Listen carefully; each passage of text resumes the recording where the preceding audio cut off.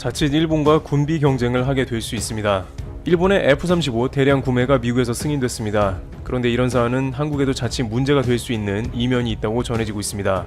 앞으로 동북아에서 일본 군사력 증강과 미국의 태도, 또한 한국의 국방력 강화에 대한 부분도 살펴보겠습니다. 첫 번째, 일본 스텔스 F-35 최다 보유. 트럼프 대통령은 F-35 스텔스 전투기 105대를 일본에 판매하기로 결정하고 이를 의회에 통보했습니다. 그런데 이것이 자칫 한국에도 적지 않은 영향을 끼치며 동북아시아의 군비 경쟁을 촉발시킨다는 의견도 나옵니다. 우선 일본의 F-35 전투기 구매권은 작년부터 논의되어 왔기 때문에 이미 예상된 수순이긴 합니다. 트럼프 대통령은 작년 5월 아베 총리와의 정상회담에서 이를 발표했는데, 일본이 미국의 무기를 대량으로 구매하는 것은 대일 무역 적자 해소에 도움이 될 것이라며 트럼프 대통령은 일본의 전투기 구매를 재촉했습니다. 동맹국을 상대로 무기 세일즈를 적극적으로 하는 트럼프 대통령은 일본의 F-35 같은 고가의 군사 장비를 팔아 무역 역조 문제를 해소하면서 아시아 지역에서 중국의 군사적 팽창을 견제하는 일거양득의 효과를 노리고 있습니다. 일본도 자동차 등에서 미국의 막대한 흑자를 보고 있어 트럼프 대통령을 진정시킬 카드가 필요합니다. 게다가 내부적으로 전투력을 강화하려고 하기 때문에 스텔스 기능을 갖춘 F-35 전투기의 도입은 일본의 자위대의 공격 능력을 향상시킬 것으로 보는 것이죠. 일본은 호시탐탐 방위력을 늘리려고 기회를 엿봅니다. 특히 최근 일본은 적기지 공격 능력 강화에 관한 논의가 방위성 등에서 활발하게 이루어지고 있으며 중장거리 미사일을 통해서 주변국들을 견제하는 능력을 대폭 키워야 한다는 주장이 확산되고 있습니다. 일본은 전쟁 불가능 국가에서 이제 개헌을 통해 선제적인 공격 능력을 갖춤을 보여줌으로 해서 상대방의 공격을 억지시키는 효과를 보겠다는 것입니다. 북한은 이런 일본 움직임에 침략의 야욕이 있다며 즉각 비판 성명을 내면서 대응하고 있습니다. 러시아와 중국도 이러한 일본의 움직임을 주시하며 미국의 미사일 배치 여부도 파악 중인 것입니다. 물론 한국은 한미 상호 방어 조약 등으로 일본이 한국을 직접 공격할 리는 거의 없습니다만, 갈수록 일본이 많은 미국의 무기를 수입하고 미국은 일본이 중국을 대신 견제해주니까 일본을 무장화하려고 하므로 일본이 그 가운데 한국에 군사적인 도발을 할 수 있다는 가능성을 늘 염두에 둬야 한다는 의견도 나오는 것이죠. 미 국방부 당국자는 NHK의 이번 F-35 전투기 판매는 일본의 방위력을 높일 것이라며 동시에 미국 경제와 고용을 지원하는 것이어서 환영한다고 말했습니다. 미국은 일본 무장을 굉장히 밀어주고 있는 것입니다. 그러나 작년 초 일본은 한국의 초계함에 일본 초계기를 접근시키며 일촉즉발의 상황을 연출하기도 했습니다. 따라서 일본이 F-35를 많이 수입하는 것은 중국, 북한, 러시아 등은 당연히 신경을 쓰고 있는 상황이지만 한국에도 그리 반가운 사안만은 아니라는 의견이 다방면에서 제기되고 있는 것입니다. 아베 정부는 애초 F-35A 42대 구매를 계획세웠다가 2018년 작성한 중기 방위 전략 방위 대강에 경항공모함에서 뜨고 내릴 수 있는 F-35B를 포함한 F-35형 전투기를 105대 더 사들여 전체 보유 규모를 147대로 늘리기로 하는 내용을 넣었습니다. 일본은 수직 착륙이 가능한 F-35B를 도입하면 가가와 이즈모에 탑재해 운용할 예정입니다. 길이 248m, 폭 38m에 만재 배수량이 27,000톤급인 가가는 해상 자위대가 보유한 동급 1번 호위함 이즈모와 함께 경항공모함으로서의 개량이 추진되고 있습니다.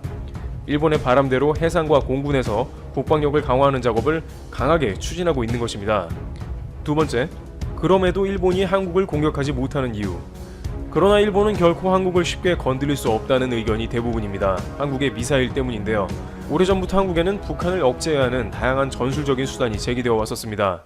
그 때문에 F-35A가 도입된 것이기도 합니다. F-35A는 평양까지 단숨에 날아갈 수 있는 스텔스 전투기이죠.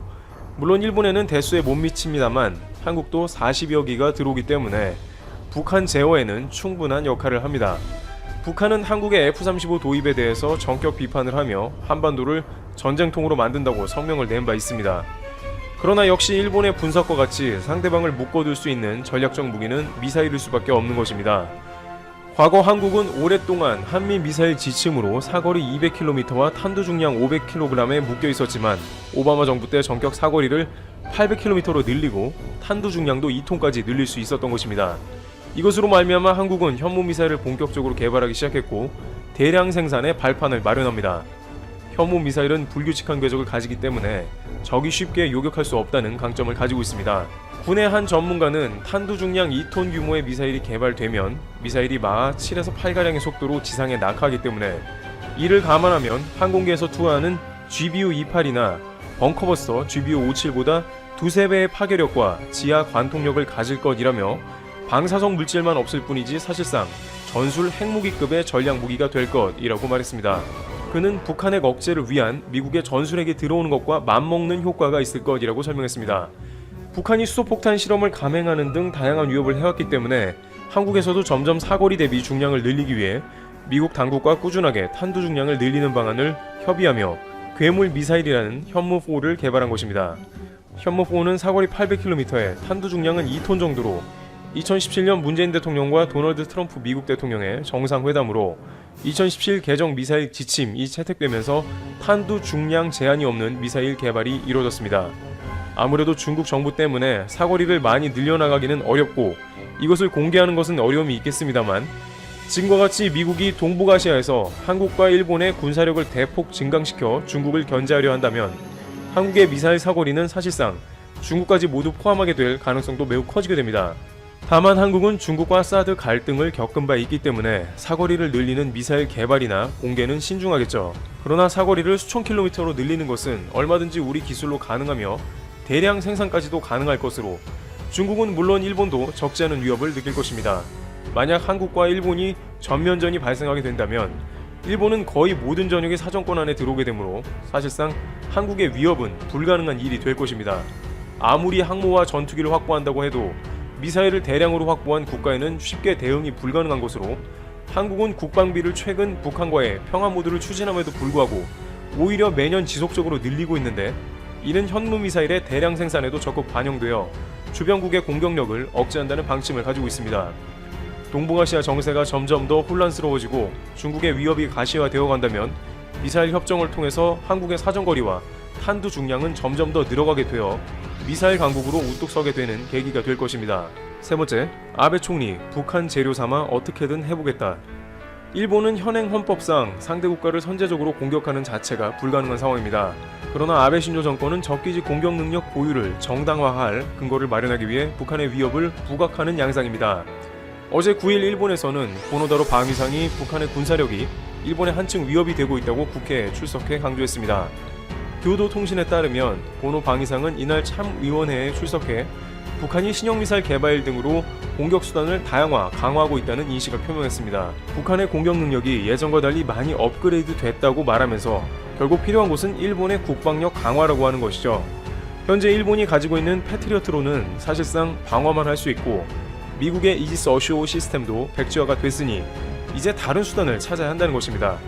그러면서 헌법의 해석을 다르게 하자는 뜻도 비칩니다. 고노 방위상은 미사일이 일본을 향해 발사되기 전에 해당 시설을 공격하는 것이 필요 최소한의 조치이며 일본을 방어하기 위해 다른 수단이 없는 상황이라면 헌법상 법리적으로 자위의 범위에 포함돼 가능하다고 말했습니다. 현재 일본 정부의 전수방위 원칙은 공격을 받았을 때만 방위력을 행사한다는 것인데 이를 뒤집는 것입니다. 마치 최선의 방어는 공격이라는 말과 같은데 이것은 사실상 기존 원칙과는 상반돼 논란이 되는 것입니다. 그러나 마침 북한은 최근까지 연중 행사로 일본 바다에 탄도미사일 등을 발사해와 위협이 되곤 했습니다. 따라서 북한을 재료 삼아서 적극적으로 공격 가능한 국가, 전쟁 가능한 국가로 변모할 야욕을 보이는 것이죠. 이는 지리적으로 가장 가까운 한국에도 적지 않은 위협이 될 것이기 때문에 한국도 신경이 쓰이는 부분입니다. 물론 앞서 말한 바와 같이 한국도 국방계획에 따라 미사일 강국으로 발전을 지속하고 있기 때문에 북한은 물론이고 일본을 대항한 억지력은 충분히 마련되어 있다고 할 수 있을 것입니다만 일본의 크고 작은 도발의 준비는 계속해서 진행 중으로 아베 총리는 이제 개헌을 코앞에 두고 있는 시점입니다. 문제는 아베 총리의 임기가 내년이면 끝난다는 것인데 아베 총리는 4연임을 준비한다는 말도 나오고 있습니다. 현재 일본의 차기 총리 지지율 1위는 이시바 시게루 자민당 정 간사장으로 아베를 10%가량 앞서지만 아베 총리는 일종의 꼼수를 통해 4연임을 할 수도 있다는 의견이 일본 정계에서 제시되고 있어 주목을 끕니다. 아소 부총리는 아베 내각에 대한 지지율이 크게 떨어진 상황이지만 야당이 힘을 결집하지 못하고 있는 틈을 활용해 조기 총선을 하면 승산이 높다는 점을 내세우고 있어서 중의원을 해산하겠다는 의도를 보이고 있습니다. 여기서 당규 개정을 통해서 아베 총리가 4연임이 될 수도 있는 가능성을 엿보겠다는 것입니다.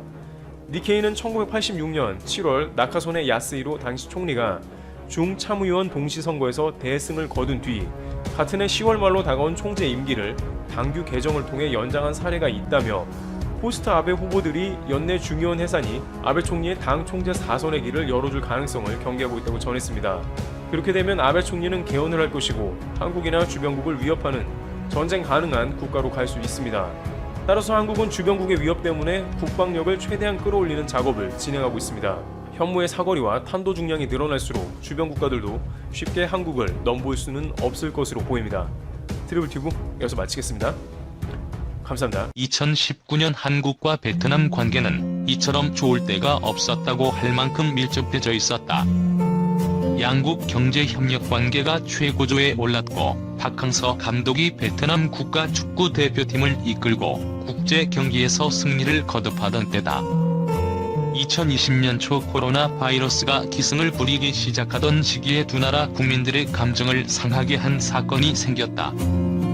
한 방송이 다낭에 여행 갔다가 예고 없이 격리됐던 어떤 한국인을 인터뷰하며 사실상 감금 상태에서 빵 쪼가리나 줬다고 보도해 블로그, 유튜브 등의 베트남에 대한 비방이 들끓었다.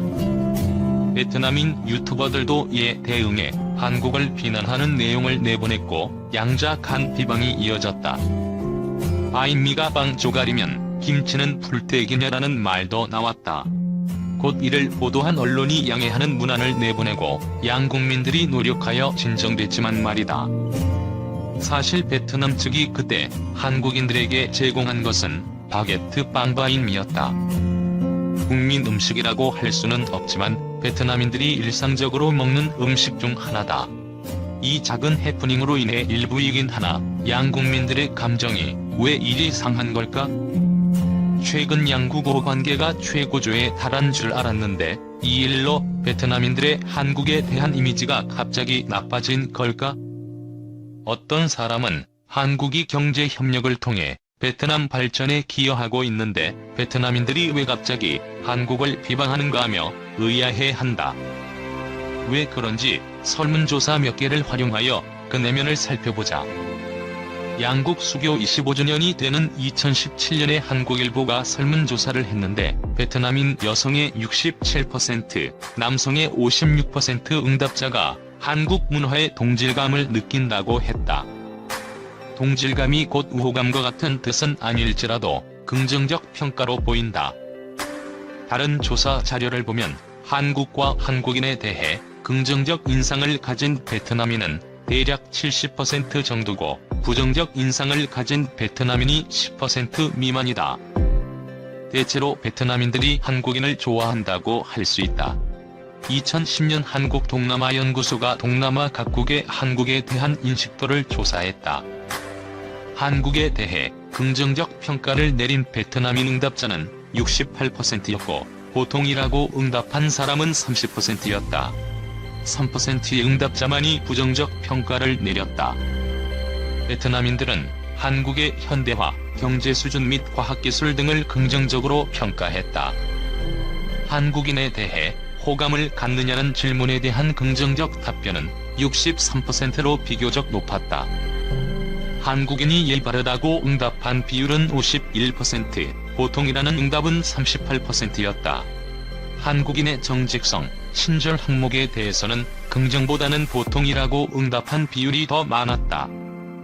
베트남인들이 한국에 대해 부정적 인식을 갖게 하는 요인은 무엇일까? 먼저 생각나는 것이 베트남전 참전일 것 같다. 1992년 수교 직후에 한국인들은 한국이 베트남 전쟁에 참전한 것에 대해 베트남인들이 어떻게 생각하는지 묻곤 했다. 25년이 지난 후에도 같은 질문을 하는 걸 보면 한국인들은 여전히 이것이 궁금한가 보다. 2017년 한국일보 조사도 베트남전 참전이 한국 이미지에 부정적으로 작용했는지를 물었다. 대상자의 43%가 이에 응답하지 않았는데 응답한 베트남인 중 한국의 참전이 부정적 인식을 주었다고 답한 사람은 30%였다. 아마도 응답하지 않은 사람도 부정적 인식을 가졌으면서 표현하지 않았을 것이다. 이를 보면 베트남인들은 과거를 닫고 미래를 위해 협력하자는 정부의 방침을 잘 실천하고 있는 듯하다.